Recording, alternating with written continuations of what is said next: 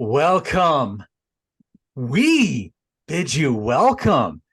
Look at this star-studded panel I have got going on here, guys. John Clauser, Johnny Metal, the Metal Dad, coming to you from my music corner of the world. And today we are going to do a little bit of an album battle of sorts. This is the John Bush edition. So this is a little bit of a deviation from my co-captain John the Music Nut and I when we've been doing this Armored Saint series. So we thought we'd tackle a little something different this time.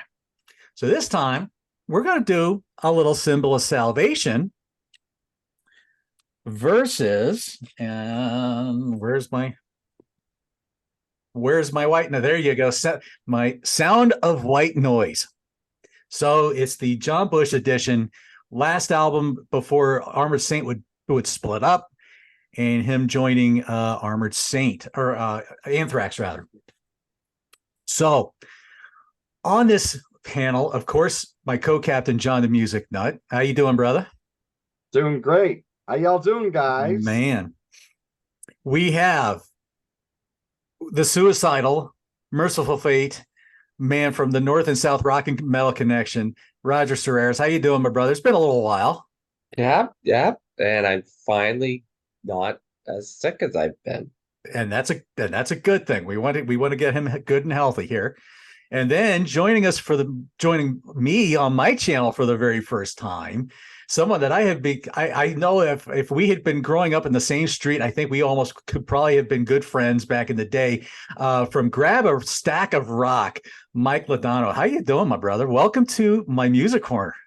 Real good. Thanks. Sorry, I'm just texting my wife as I'm waiting for her to come home from the mall. There you go. And I'm really glad that we have hooked up for the first time.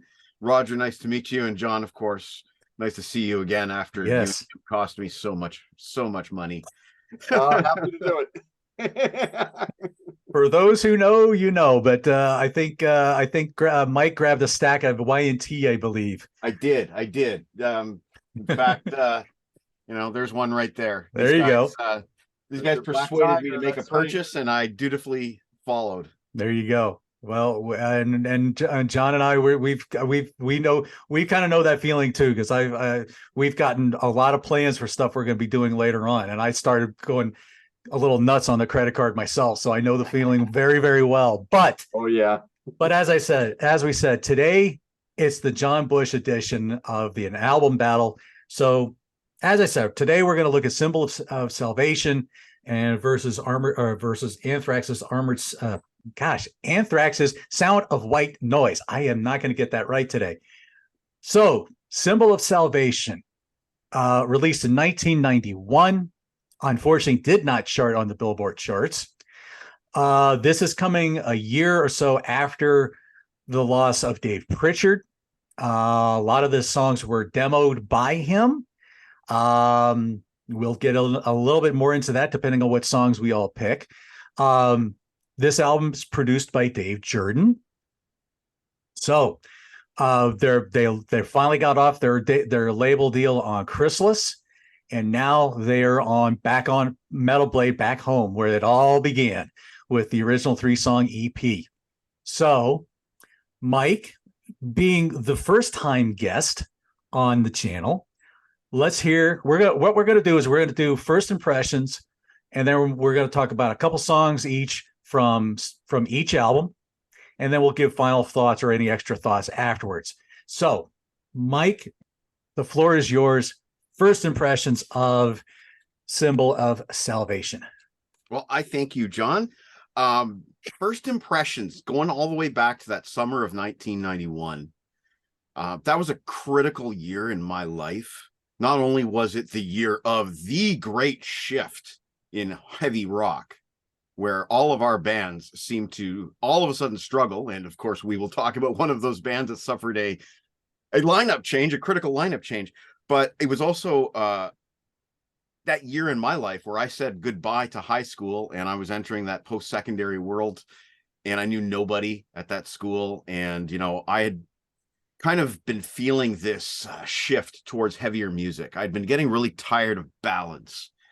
It just seemed like every single band was coming out with these ballads. And I was like, I'm just getting sick of this. And I was reading about the new Armored Saint that was about to be coming out. and of course the tragedy of Dave Pritchard. But I was intrigued by some of the things I was reading. We'll get into some of the songs later, but I was really intrigued about the sound that this album was going to be having, and I was like, man, I gotta pay attention to Armored Saint again. It's been a while since I've been paying attention to Armored Saint. That music video for Rain of Fire came down, I'm going to say early summer of 91. And just for the heck of it, I just watched it again this afternoon because I remember it being creepy as hell. There's really cool black and white live band stuff, and they look awesome. But then there's these hellish images that I think are from Hieronymus Bosch. I might be wrong about that, but I think they're from the same art as Deep Purple 3, the self-titled Deep Purple album. Not 100% sure on that, but it's definitely of the same vibe. Very hellacious, very mysterious, very dark, very, very surreal. And all these images are mixed in with the band just banging. And Rain of Fire, that was my first impression of Symbol of Salvation, and what a song. It was the summer of bands starting to get a little heavier again. And here comes Armored Saint with this just a banger. I can't think of a better word for it. John Bush is singing his ass off. One of the things I really love about John Bush's vocals during this era is how he just seems to be on the edge of losing control during those high screams, but not losing control. He's exactly where he wants it to be, but it does sound like it's just on that edge of losing control. And there's so much of that on Rain of Fire. Mhm. Find what sex is. You know, he's just almost off the rails, but not quite. As for the lyrics, I have no freaking idea what he's singing about. He's talking about the Trail of Tears, and then he's talking about bound and gagged in the Rain of Fire. Find what sex is. I don't know, John Bush. Whatever you like, it's all good. I love that song. So my first impression was extremely positive. Took me, unfortunately, a while to get the album, just because, you know, living in this part of Canada, you don't necessarily find Armored Saint at your local record store. So I didn't get this album until sometime in the late 90s when I was working at a used record store. And then at that point, Symbol of Salvation came into my life. Just a tad too late for me to be as passionate about it as I would have in 91. But that's I my hear you. story. Cool. All right. Good stuff. Roger, how about you? Yeah. What were your thoughts on the Symbol of Salvation? Well, seeing as 91, I was 3 years old. I had to discover them way later. And it's kind of a funny story. I always knew John Bush existed because one of my favorite Anthrax songs is Safe Home, and I have no clue why. But, you know, during that 30-year anniversary of Metallica, they brought out how John Bush was in talks of joining Metallica. And then I looked up John Bush a little bit more, and Rain of Fire was actually the first Armored Saint song I ever listened to. I was like, oh, this is cool. And the lyrics, I could have swore they were like Dungeons and Dragons lyrics.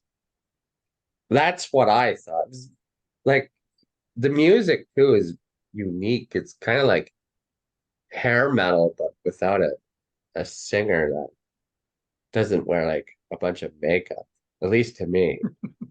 like the singer has like some balls. Like, it's almost like his vocals don't belong with the band, but it makes total sense. He's extremely under. All right. Yeah. Very cool. Thank you, Roger. All right. John, how about you? Okay, I wasn't listening to Armored Saint at this point, but I did know about Dave Pritchard dying.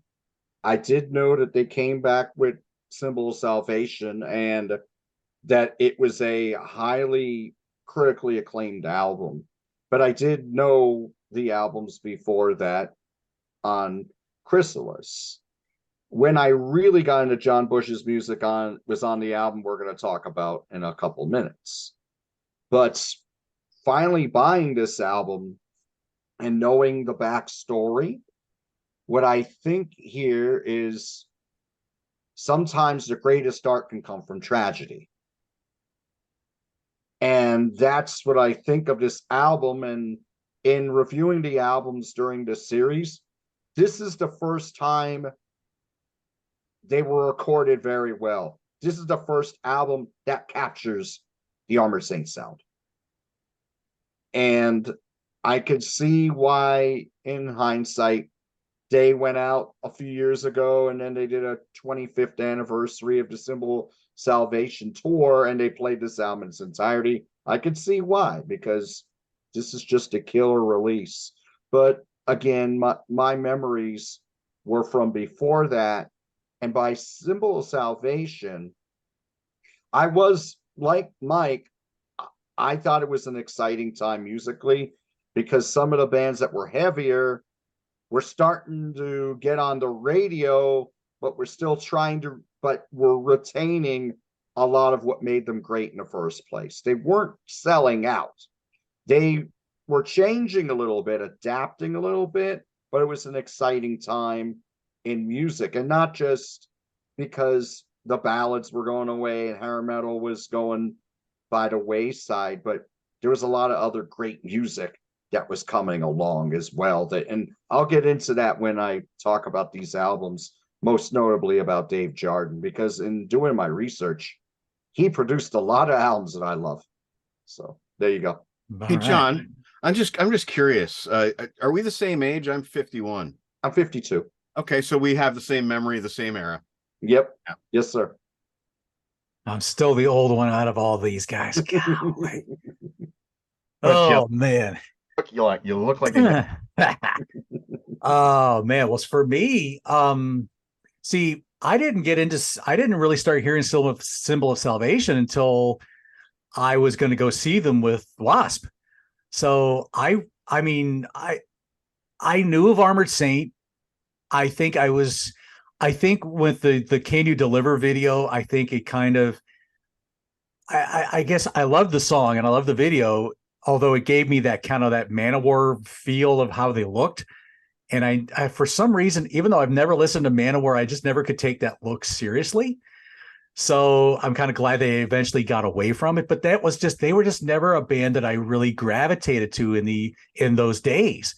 You know, I was listening to a lot more heavier stuff or, you know, whatever it was. But for whatever reason, Armored Saint just kind of stayed on the outriders.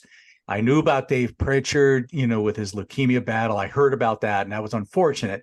You know, I was very I had dated someone who in high school she had aplastic anemia, and she would eventually pass away from it in 1990. So any kind of stuff like that always is kind of near and dear to me anyway. So very unfortunate for Dave Pritchard and for Armored Saint. But, you know, they obviously they bounced back with getting Phil back in the band, and then they got Jeff Duncan, and then Gonzo came back. So that was a good thing. But yeah, I mean, when I started listening to this really more intense, yeah, this is a very fine album, very fine from start to finish. I thought Raising Fear was really good, but there's just so many good hooks and catchy riffs and feel of all of this album that has made Armored Saints so unique in their sound, which is so, it's so cool to, you know, hearing where they started, knowing that you could hear their influences and how much they were able to take all that and meld it together to the sound that they've got now is pretty something. So my recollection and first impressions have been pretty recent, as with most of the Armored Saint catalog, really.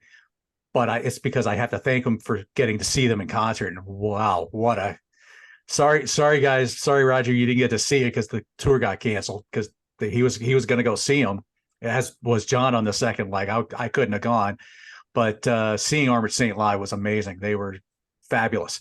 So, and we got to hear a couple of the songs from this album on that tour. So there you go. So let's dive into a couple highlights. Mike, I know you already kind of talked a little bit about Rain of Fire, but let's hear your two songs. Oh, you're on mute. Thank you. Maybe I'll talk about the the last song first. Okay. Spineless. I've like I do when I've done these shows with you and Peter Kerr. I immersed myself in these albums late last week. I played them probably 3 to 4 times at work, and then I blasted each one in the car on the way home from the cottage today. What a closer. If this is not one of the most effective closers in heavy metal history. You can go a number of different ways with closers. Some bands like to go ballady, some bands like to kind of go with a long epic, but Armored Saint went with a short firecracker. And I kind of like that kind of ending to an album. You're listening to a relentless album all the way through. It's not a shorty. And although it does have a lot of variety on it, metal variety, I'm not talking they're doing Neil Sedaka tunes.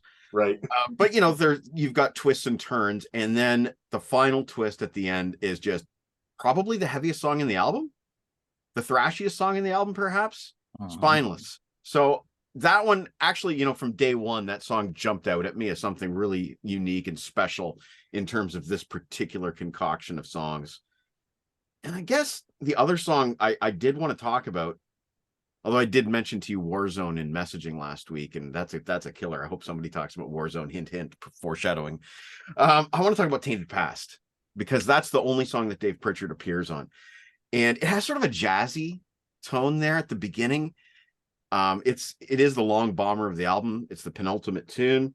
They saved it for second last for that kind of dramatic blast before Spineless. And I was always intrigued by the process that Dave had this guitar solo on this demo cassette, and they had to meticulously strip this guitar solo off of the cassette, and somehow, using the magic of mostly analog technology, although they think there was some digital involved, they managed to put that guitar solo onto this album, which is a feat of technological wonder. That is akin to a few years earlier when they managed to take Hank Williams Sr. and put him in the same music video as Hank Williams Jr. And I was intrigued by that. I was looking forward to hearing Tainted Past, and it's seamless. You don't sit there and say, "Wow, there's that Pritchard solo." It's not like that at all. And it is a brilliant tune. Joey Vera's got some really cool bass stuff on this. The guy's a stunning bassist. So I guess those are the two that I would point out the most, that I think, aside from the brilliant singles, which I'm sure, again, hopefully somebody talks about, I think those two songs really deserve your attention. Absolutely. All right. Good picks. All right, Roger, what's your two?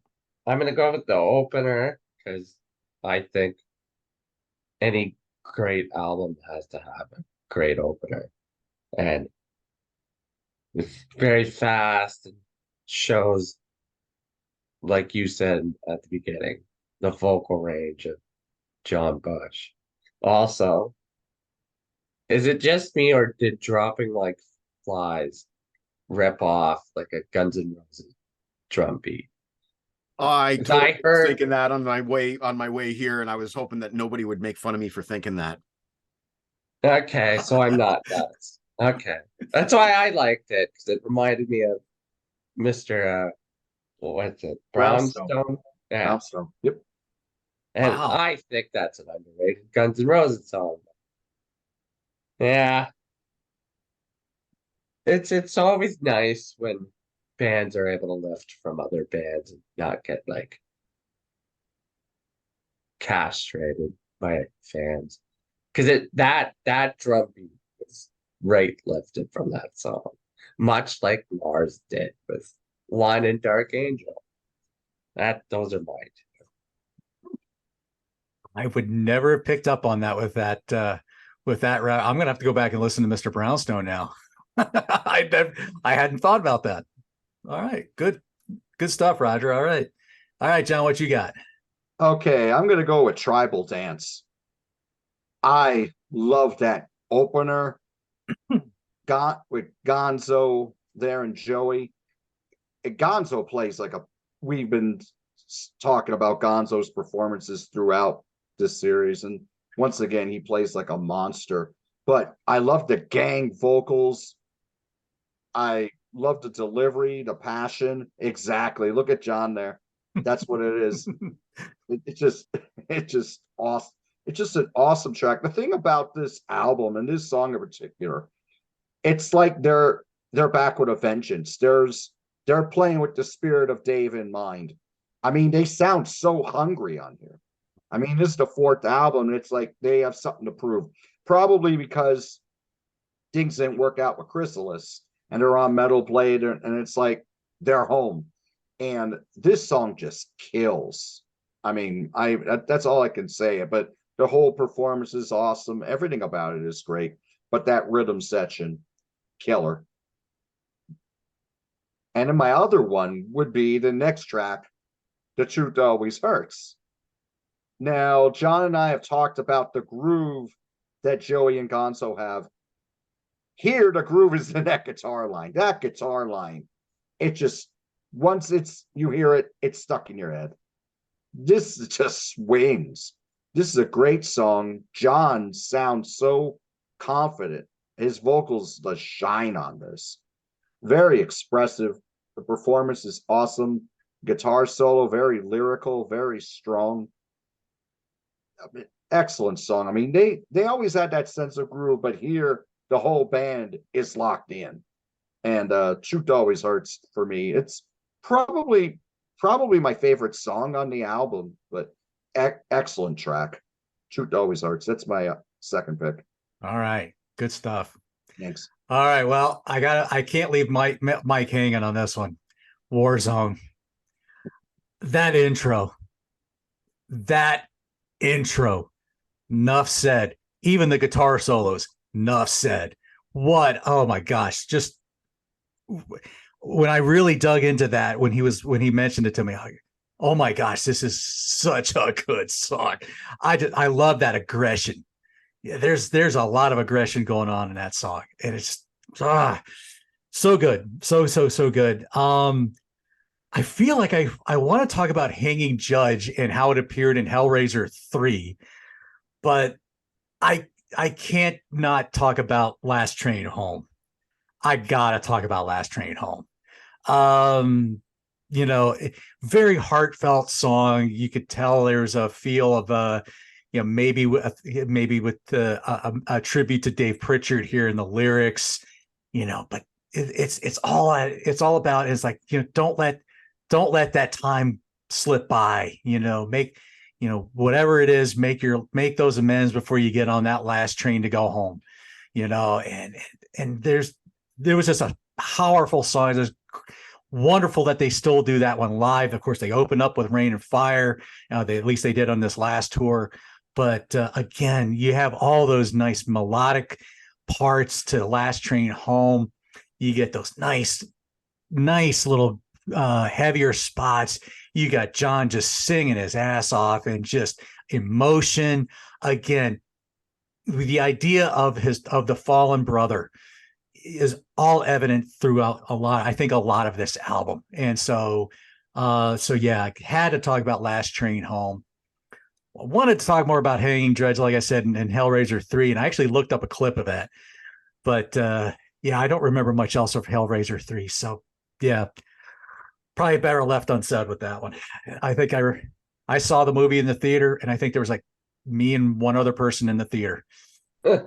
That's the one where Ozzy had the track Hellraiser in the soundtrack, I think. Maybe. That's about the most memorable thing about it. Yeah. The right era. It'd be no more. Yeah. I just know Armored Saints in the movie for like a minute or so, but unfortunately, again, too late for the career though.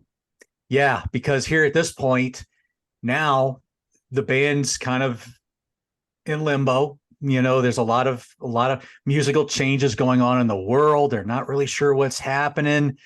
And then here comes Anthrax knocking at the door, and John Bush decides to say, yeah, let's give this a shot, because Joey left or fired, depending on how you look at it, I guess. I know Anthrax was embracing the rap thing a little bit, and I don't think Joey was a big fan of any of that. Correct me if I'm wrong on that, Mike or John or anybody, But I All I don't know is that he tended to play the drums in those videos while Charlie went up to the front and did the rapping. It I'm the just seemed he man, and was then yeah, oh, and then they did the thing with Bringing the Noise with Public Enemy, yeah. which It is just like, seemed he seemed like the odd man out, and he's always talked about his love of Steve Perry and Journey. I've always felt Joey was the odd man out of that band. I still feel he's the odd man out of that band, but I love Joey. yeah. But Oh, I loved him too. I especially, coming from Persistence of Time, which to me is one of my favorite Anthrax albums. I love Persistence of Time. I just love that. I love that they got away from the humor, even though they bring it back, Forgot the Time, the Joe Jackson cover. But for the most part, that's a very angry and aggressive album. And I loved it back in the day. And I still think it's one of their finer albums. So to go into this, I think is what this comes out in 93. Hits number 7 on the Billboard charts. Actually, eventually does go gold. I didn't know what to really think about this album when I first got it, and thinking, how am I gonna like this without Joey? But we'll get more into that. But so Mike, what's your first impressions of White Noise? Well, much like Armored Saint, I didn't get the actual album until a little bit later on. I read some reviews, saw the music video for Only, which blew me away. But there was a mixture of negative and positive reviews. I remember Drew Masters from Meat Magazine. He gave it a very high rating, said it's one of the albums of the summer. Here's a band that is evolving with the times and doing so successfully. And the local writer in our local paper, Joel Rubinoff, made a comment about how he missed the rap and the jokiness and the fun side of Anthrax. And they were a band that surfed those two waves. And I was not sad to see that side go, because that wasn't my roots. My roots were more the metal side. And in honor of Scott and John, there we go. Now we're doing it right. Okay. Yeah. My first impression upon hearing the album proper, there we go. Yes. Was damn, this is heavy. And I liked the way that they did start to use 90s melodies and definitely some industrial influences before it became very trendy a year or two later, when everybody started throwing in industrial influences. I thought that was actually a good substitute for the rap, I think this is a brutal album. It's very difficult to finish in one sitting, as I've discovered several times this week. It's unrelenting. It doesn't have the variety of the Armored Saint, but it does have that off the leash power. And John Bush, I mean, I loved the guy beforehand. I was happy that they got John Bush, because I thought he would bring in more of that melodic metal side. And in a strange way, even though Joey's the melody guy, John Bush did kind of create this more melodic metal hybrid on this album. There's so much that could be said about this, because this era of Anthrax, to me, never fully realized its potential. I love Joey, but I wish I could hear where Anthrax could have gone. I think Roger mentioned Safe Home earlier. Somebody mentioned the song Safe Home by Anthrax. Yeah. I mean, that was showing them going in whole other directions. And I just, I felt this was the start of something really, really cool. And it was, but I don't think we've seen the ending of this story the way that we should have. And also, I'll just point out the artwork, something about that artwork, very different from past Anthrax albums. Not very cartoony, but there's something about this that was just like in tune with the era. There's the stark white logo, the sound of White Noise, and those very 90s kind of brackets that just seemed like they were the band for that album at that time. And I wish somebody said it had gone gold. I wish it had done so much more. It should have done so much more. It should have been their version of the Black Album as far as popularity goes. It should have been, their not Symphony of Destruction. What's the Megadeth album? Countdown Rust in to Peace. Extinction. Rust in Countdown Peace. to Extinction is the one I'm thinking about. Okay. It should have been that album for Anthrax, and just for whatever reason, it didn't go as far as it should have. And that's the 90s for you, folks. That's the 90s. Gotta love them. Yeah. All right, cool. Thank you, sir. All right, Roger. How about you? It's funny. I never really listened to the John Bush Anthrax. Uh, like I said, I listened to Save Palm. I have no clue why. Honestly, it's just such a radio-friendly song. But I made a Facebook status about how great Joey is, and then a older friend chimed in and said, "You have to listen to Sound of White Noise. John Bush Anthrax is so much better." And I thought he was insane, which I still think he's insane. Yeah, it's a very strong album. I think in this album, it's some of the best drumming Charlie's done. And that's saying something. Like the intro to Potter's Field is ridiculous. And then it goes into Only. But there is a lot of, I don't know, just a, like Mike said, it's hard to get through. I had to listen to it, force myself to listen to it twice. I I don't know. But some of the strong songs, in my opinion, are better than the Armored Saint songs. But that's only because of my crazy taste. I like fast and heavy and loud. That's what this album is. Okay, good stuff. All right, John, what you got? Okay, I got into this in real time. And when they got John Bush, I was intrigued because I did like Armored Saint, even though I didn't buy those albums in real time. And when I heard this, I loved it. I still love it. Yes, it just takes you by the throat, and for the most part doesn't let go. It is a heavy kick-ass album. But the thing about this is there's some songs that are just straight on thrash, and there's some songs with great riffs.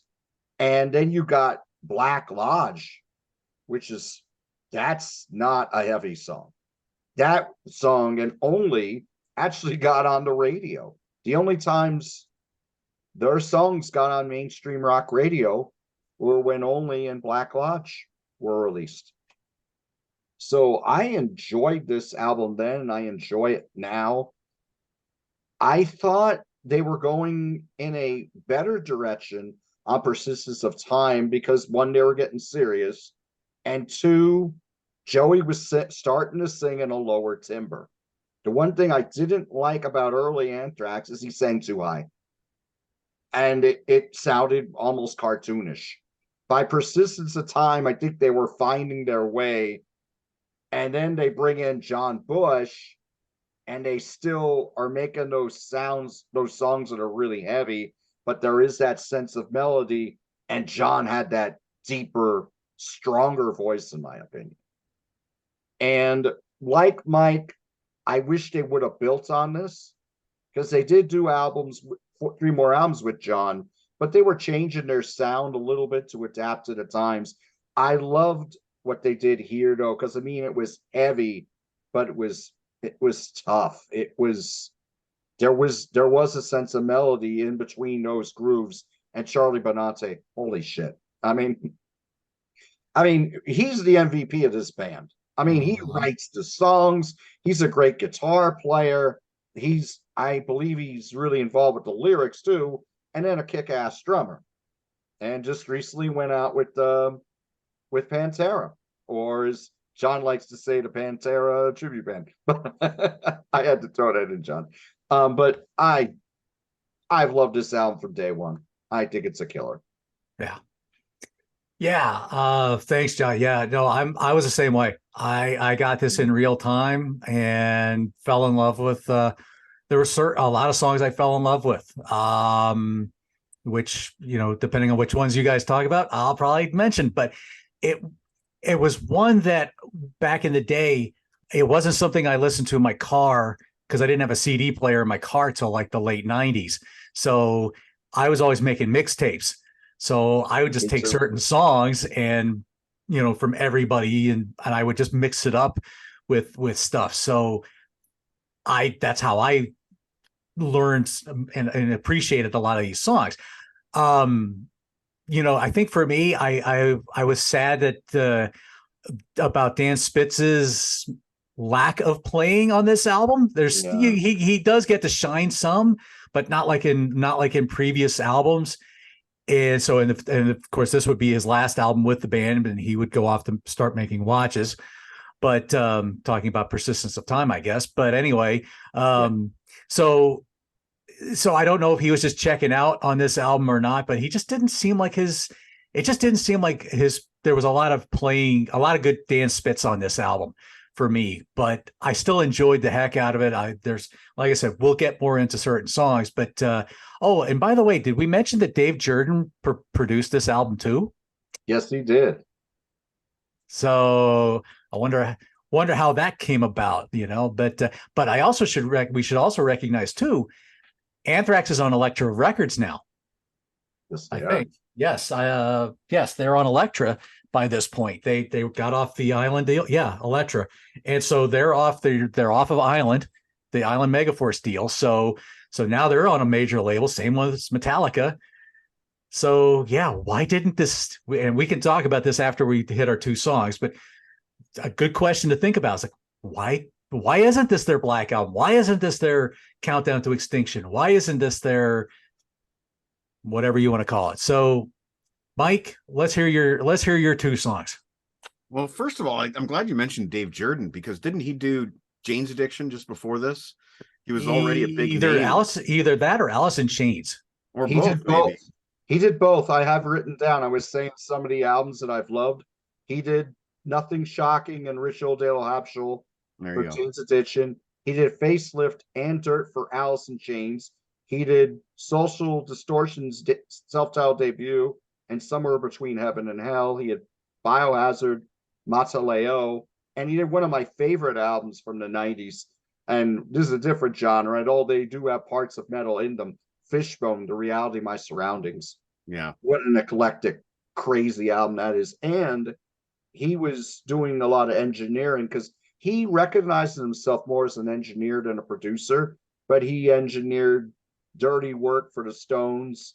She's the Boss for Mick Jagger.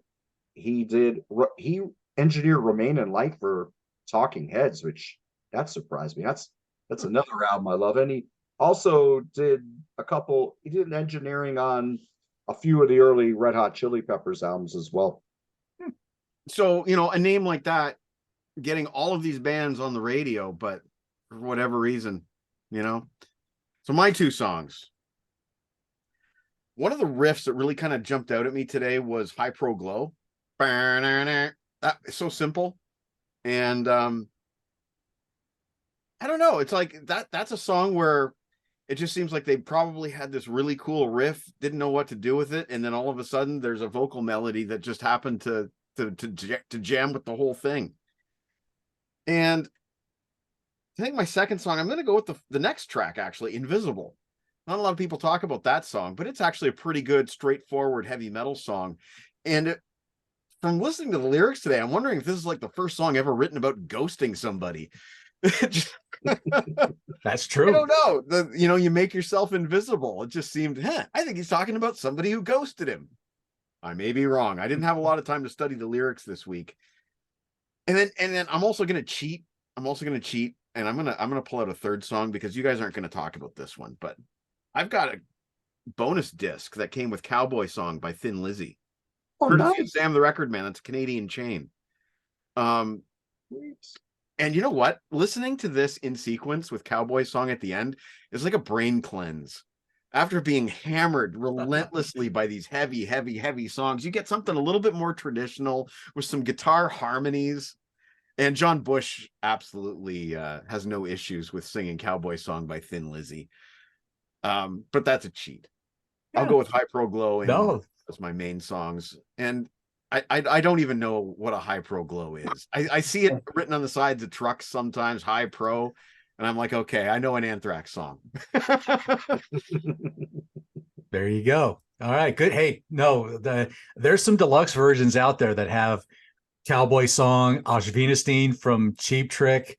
I think there's a Looking Down the Barrel of a Gun from Beastie Boys, I think. Yes. And if you got some of the CD singles, they also do Love Her All I Can from Kiss with Paul and Gene on it as well. So it's not on that deluxe versions, but it's on some of the CD singles. So I had that one at once, and that was actually pretty good. But Roger, what you got for your two?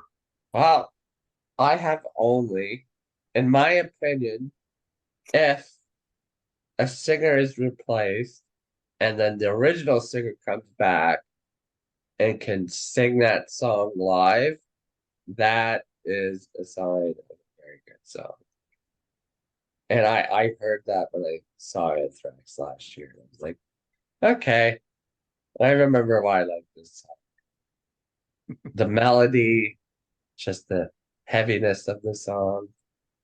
I think honestly Joey did it better than John, but that's because I'm crazy about Joey. And also I already talked about Potter's Field, but I don't know. For some reason I love that weird intro. It reminds me of like a horror movie. And then it just like I said, the machine gun drumming of Charlie's just makes that song pop, in my opinion. Yeah. It picks up right where Persistence of Time left off, in my opinion. I think. So, all right. All right, Roger. Good stuff. All right, John, what you got? Okay, so that beginning of Potter's Field, when you hear that voice, this is a journey into sound. That was from a 1958 record, and that was spoken word part was Jeffrey Sumner. That opens up another song that a lot of people who listen to hip hop, old school hip hop, would know. There's Eric B. and Rakim, the title track to Paid in Full. They did an extended version, and they added that part on it right at the beginning. And yeah, there's your Eric B. and Rakim. So yeah. All right. Yeah. So yeah, I list yeah. Now that I didn't get in real time, but I did get it in the mid to late 90s.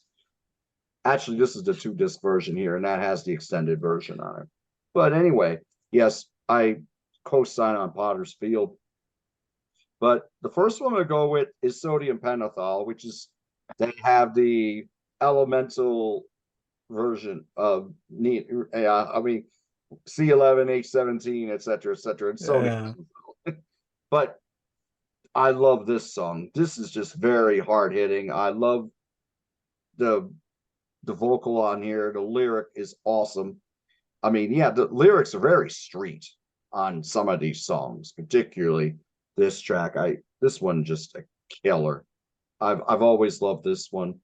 And I was gonna go with High Pro Glow, but Mike already took it.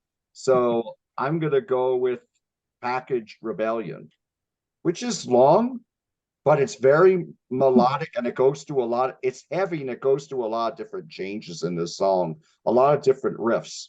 Kind of like an early Black Sabbath song where some of them, there were so many great riffs in one song. That's how Packaged Rebellion works. This is a very strong track. It's 6 minutes, but it doesn't feel that long because it just takes you in.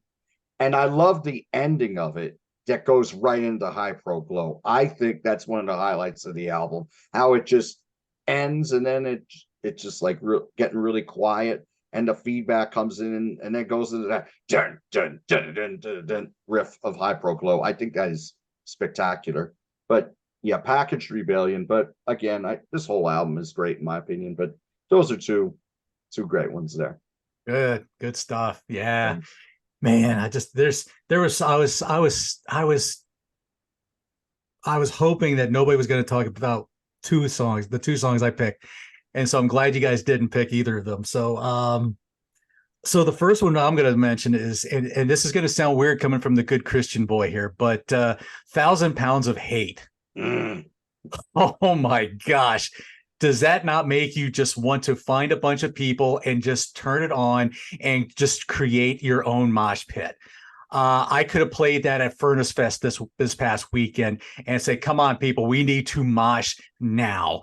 Okay, this needs to be you just got to get this aggression out, and 1,000 Pounds of Hate just has that absolute bludgeoning, just absolute bludgeoning intro. And then of course the lyrics are just, I don't know who wrote the lyrics in this one, if it was John, if it was Scott, if it was Charlie, if it was everybody together, but again, this is there's just a lot of vitriol in this song, and it comes out in the music so well. But just an aggressive song. And then the other song to me this song for me has always been this album's finest hour, and that is Black Lodge. I have never watched an episode of Twin Peaks, so I have no idea what the whole idea of the Black Lodge is all about, because I know that's where the inspiration came from. But I love this song with the first moment I heard it. There was, because I didn't think Anthrax had it in them to do something like that. As far as taking it, slowing it down. Yeah, you had a little bit of a slow thing on Persistence of Time with Belly of the Beast. That intro, that do do do do do do do do. But okay, now you're putting lyrics with this. Now you have this slow grinding feel. You have that tremolo sound in the back with somebody playing the guitar with a tremolo effect. And then you just have these really dark lyrics, and then you get that music video for it. It's like, ooh, okay, this video is really, yikes. I can see why this probably wasn't on MTV very much, but it was just a very visual video. But oh my gosh, that crushing down down down bum bum down down bum bum bum bum bum bum. I love John's vocal on this. I don't know if I could imagine Joey singing it though. That would be I just don't think he has the right voice for that song. Maybe for Only, yes. Black Lodge, no. That's John. That song belongs to John. It just works. It was always one of my favorites. It's probably why I was so weird and twisted in the 90s. But anyway, that's neither here nor there. But yeah, Black Lodge to me was the album's finest hour. So yeah, great. I'm glad we all kind of covered a lot of different, because these are like what White Noise had about 11 songs. Symbol of Salvation had 13. If you get certain versions, like mine, I think of Symbol has like 4 bonus tracks. And then of course, Mike, you had that other version, and there's other versions of White Noise with the other version, other songs. So yeah, so there's a lot of good versions of these albums out there. So highly check them out. Before we go into final impressions, let's give a quick ranking of each album. So Mike, what would you give this album out of 10? Well, I would say that I like the Armored Saint album better. 9 out of 10, 7.5 out of 10. Okay. And that's with you putting me on the spot and not being able to do it with math like I normally do. Sorry about that. Well, I just thought about it just now. So I thought, we didn't do that. What do you think, Roger? I would say I enjoyed the Armored Saint one more. So I would say 8. Anthrax, maybe 6. Okay. John? Okay. Symbol of Salvation, I give a 9. Admittedly, I don't have all the years that I have with it that I have with Sound of White Noise. So down the line, that will probably go up. This is an easy 9.5 for me. This is my favorite Anthrax album. Okay. Yeah, I'm probably along the same lines. Symbol, I would easily give a 9. I would think White Noise for me is probably gonna be, I'm probably gonna go a little lower, maybe about an 8.5. So even though I've had the years, I've only had the years with certain songs. I don't have the years with the entire album. But so there you go. So sorry for putting you guys on the spot. That just came to me on the last second. So Mike, any last thoughts on each of these albums, and we can kind of we'll just open the floor and go from there. Yeah, well, you know, I wasn't going to say this, but maybe I feel brave enough to say this. With both albums, I found there was the odd track here and there where you could take elements of the song, be it the riff or the vocal melody or what have you, and turn it to a hair metal track. For Armored Saint, I felt like The Truth Always Hurts. That might make a really good Motley Crue or Poison song, or maybe Rat. And on this one, I just found there was the odd riff, like Invisible, for example, where if you took that riff and put it in the middle of a Motley Crue song, that would sound totally at home, and let them write a song around it. In other words, I think both of these albums have something for everybody, with Anthrax being a much more challenging listen. We talked about Charlie's drums. I mean, he doesn't play anything nearly as straight as Gonzo does on the Armored Saint album. He's all over the place. I used the words herky-jerky earlier when I was coming home. I feel like the Anthrax album is much more herky-jerky. It's challenging. It jumps all over the place. Somebody mentioned about how Black Sabbath songs tend to have all these different elements glued together into one song. Yeah, in the Anthrax album, they don't make it easy for you. I also mentioned, you know, I had to kind of pause and take a brain break.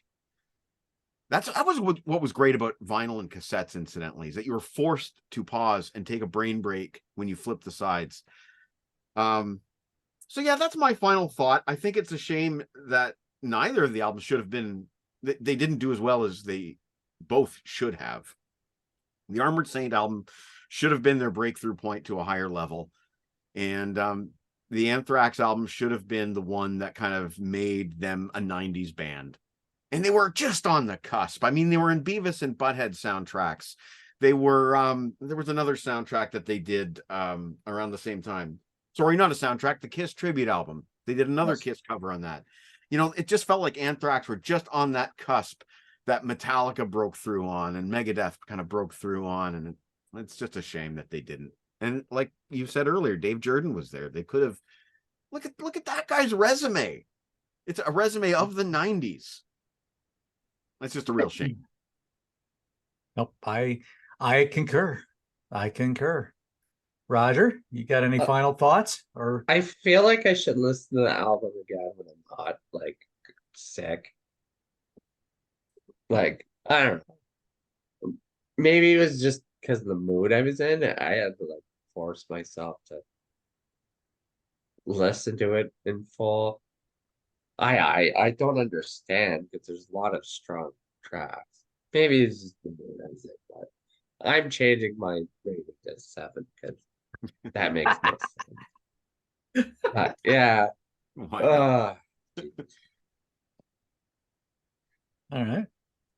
all right, John.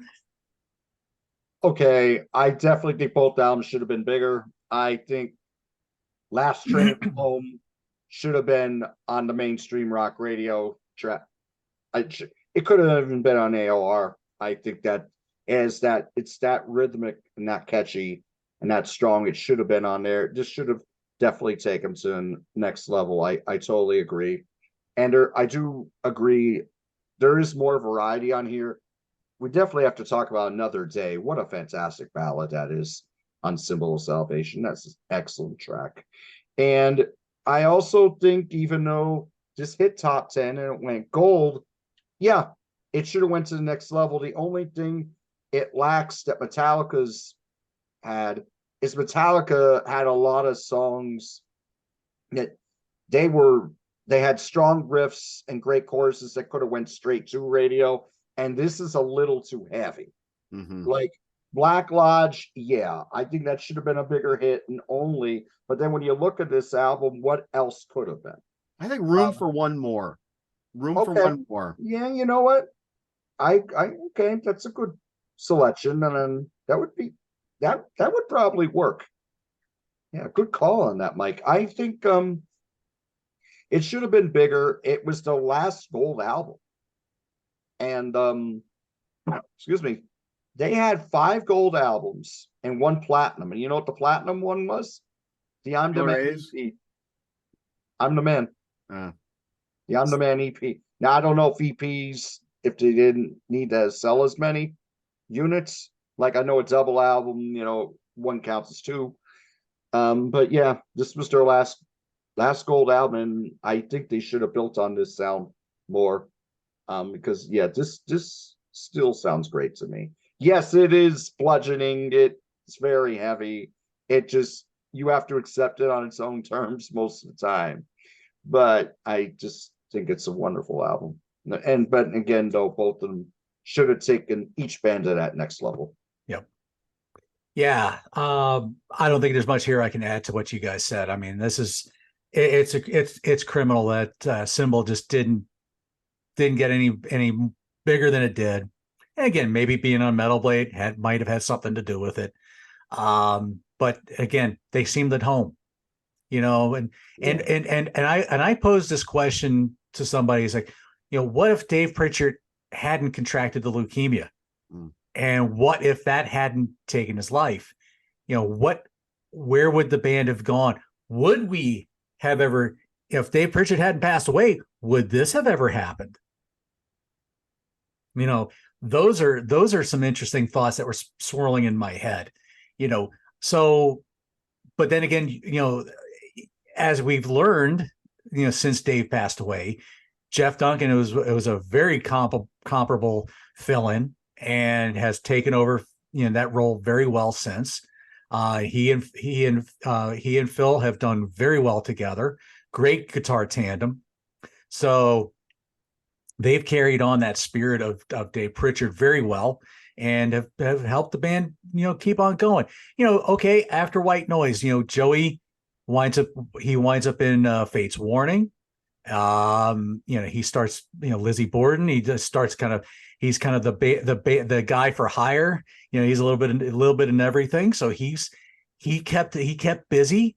The Sandville brothers and Jeff, well, they were doing some stuff, but it wasn't really making any waves, you know, unfortunately. So, you know, it would be another 8 or 9 years before they would come back with another album, you know, when Anthrax was kind of taking a little hiatus at the time. So, yeah, you never know. There was so many what ifs around this time period, you know, but again, what could have been, and unfortunately what didn't happen. Could Black Lodge have been a bigger single? I think one of you guys asked that. I don't know if that's, I think the subject matter would have kept that one from being too much of a hit. You know, I mean, yeah, okay, Queensryche made it big with a song about sleep control, but or dream control rather, but you know, I think Black Lodge, that was a really dark subject matter. I don't think you could have made that a bigger hit. Maybe High Pro Glow could have been could have gotten a single. I don't know, maybe This Is Not an Exit could have gotten a little something. That was a pretty good song. I liked that was a good closer for Anthrax. But I mean, yeah, there's so much as far as Armored Saints though. Yeah, there was a lot of good stuff to pick from, you know. And Anthrax was just like Rogers, like all y'all said, just a hard listen to get through, but it's a strong album. That it's a shame they just didn't quite build more on that after, you know, because Stomp 42 comes out a few years later, and then The Threat Is Real. Am I missing one? And then We've Come For You All. Yeah, okay. So I knew there was another one in there somewhere. So, but you know, this is where I got off the Anthrax train. I haven't listened to anything they've done since then. I have a few of them now. One day I'll get into it, but that's for another day. But so guys, this has been a ton of fun. I want to thank Mike Ladano from Grab a Stack of Rock. Please go check out his YouTube channel. Especially check out the recent episode of 5 favorite bald artists, where he shaves his head on the video. And I That didn't was- tell. I only told Jax that I was doing it. I didn't tell my other co-host Kevin. He was completely blindsided. He had Oh, no nice. idea it was Oh, happening. Oh gosh. And he does these live. He does these on the StreamYard where we're doing this on Zoom. He does these live in living color. So boom, it was happening. So yeah, but he's got a lot of fun content on there. Please go check it out. Of course, Roger, you have seen him, me and him doing the North and South Rock and Metal Connection. We have got to get back together, and we got to do some stuff with the Carson brothers. And if we could ever get John back in there, because JD's been kind of doing his work thing. But anyway, we got John the Music Nut, my faithful co-captain on these crazy rock series that we've been doing with Wasp Wednesday, Armored Saint, Dark Side of the Ring. We'll get into some other wrestling topics at some point. We got other bands we're going to do these weekly shows with. Who knows? Maybe I think we're going to have to him and I are just going to have to look at Symbol of Salvation a little more in depth, because we just scratched the surface with this one. But we wanted to break this up a little bit and just have a little fun. So like I said, for everybody here, John Clauser, Johnny Metal, the Metal Dad, coming to you from my music corner. Thank you all for tuning in. Like, share, subscribe for Grab a Stack of Rock and all the fine channels that you have, that I tag a bunch of people on, whether it's Rock Daydream Nation, the Contrarians, Grants Rock Warehouse, Bicycle Legs, whoever it is, Peaches and Power Bombs, I'll throw you in there too. They're all great channels, a lot of great content. You won't miss it. Thank you. We will see y'all soon, and rock on. Take care.